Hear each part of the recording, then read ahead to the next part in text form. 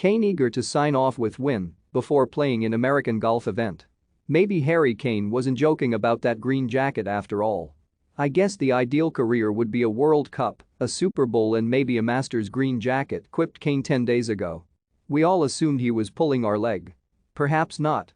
When asked whether he would consider becoming a professional golfer at the end of his football career, Kane's response was intriguing. "I think that's a long way away, but never say never," said Kane. "I'm way off where the pros are at the moment. I know that for sure, I'm just concentrating on football. Golf is a great hobby, to have to get away from football." Unlikely as it sounds, it would take a brave man to bet against Kane becoming a success if he turned his attention to the putting green once he has had enough of the football pitch. He has a scratch handicap and is gearing up to play in the Icons Series at the end of this month, a Ryder Cup-style tournament at Liberty National in New Jersey which will include some leading sporting personalities.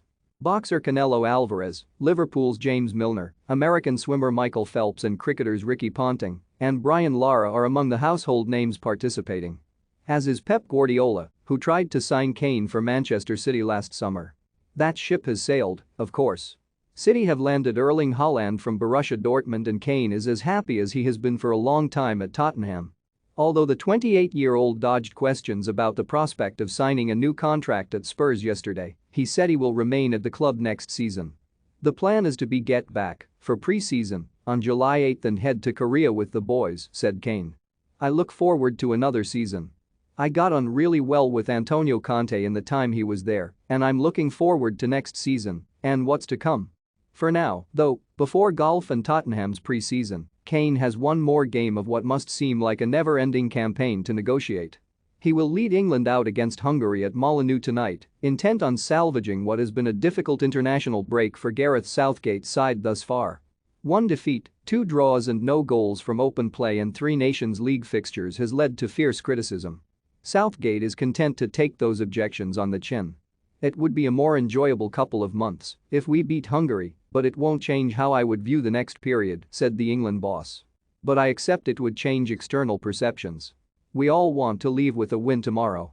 The noise will still be there because if we win we'll only have beaten Hungary, that's the reality. If we don't win, then different story, of course."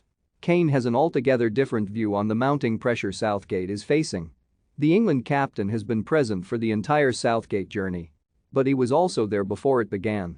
He suffered the embarrassment of crashing out against Iceland at Euro 2016. It doesn't get much worse than that. So Kane is a little flummoxed by the lack of faith from afar in an England manager who has led the team to a World Cup semi-final and a European Championship final. "If you look at where we were in 2016 compared to now, we've made massive improvements and strides," added Kane. "We've knocked down a lot of hurdles in major tournaments by doing stuff an England team hasn't done for a long time. Of course, we haven't won anything yet, but we are knocking on the door. Being an England player you're always going to have criticism when you don't win for a couple of games, and that's part and parcel of it. But within this squad and the staff and manager, we have a bigger vision of where we want to go. The World Cup is the most important thing for us this year. I can't speak highly enough of Gareth.